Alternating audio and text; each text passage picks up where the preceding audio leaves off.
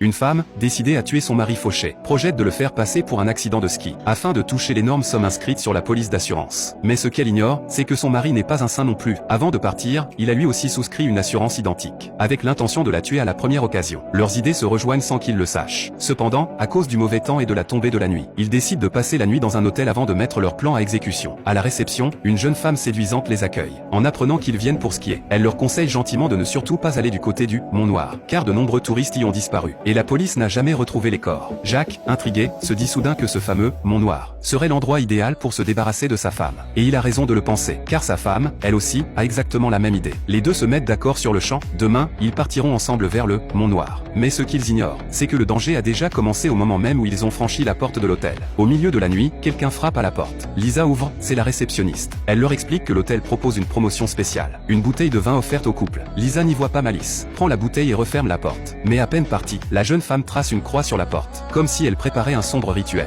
Le lendemain matin, Lisa se lève tôt pour préparer ses affaires, et se rendre au Mont Noir, afin d'exécuter son plan macabre. En rangeant ses bagages, elle découvre par hasard une bague sertie d'un gros diamant. Elle devine aussitôt que Jacques l'a achetée, pour fêter leur premier anniversaire de mariage. Mais Lisa reste impassible, comparée aux 5 millions figurant sur la police d'assurance. Cette bague ne vaut rien. Pourtant, elle n'a deviné qu'à moitié juste. Oui, la bague était bien destinée à leur anniversaire, mais l'intention de Jacques n'était pas de lui faire plaisir. Il voulait seulement la mettre en confiance pour mieux la tuer ensuite. Ainsi, ces deux époux pleins de rancune prennent la route. Ils passent 4 heures en télécabine, marchent encore 5 heures à pied, puis prennent un vol de 6 heures avant d'atteindre leur destination. Avant de repartir, le pilote leur dit « Attendez-moi ici dans 3 jours. Je viendrai vous chercher au sommet. » Une fois seuls, les deux conjoints peuvent enfin agir librement. Mais pour ne pas éveiller les soupçons, ils décident d'abord de skier un peu, de profiter du moment, et d'observer les environs, repérer les lieux propices pour passer à l'acte, et ceux où il serait facile d'enterrer un corps. Ce qu'ils ignorent, c'est qu'au moment même où ils s'apprêtent à tuer, un danger bien plus grand est en train de s'approcher. Arrivée au sommet, Lisa prend quelques photos. Soudain, un épais brouillard recouvre la montagne. La visibilité devient quasi nulle, et son mari disparaît sans laisser de traces. C'est alors qu'un inconnu, vêtu de noir et monté sur une motoneige, commence à s'approcher d'elle, et l'accident ne tarde pas à survenir.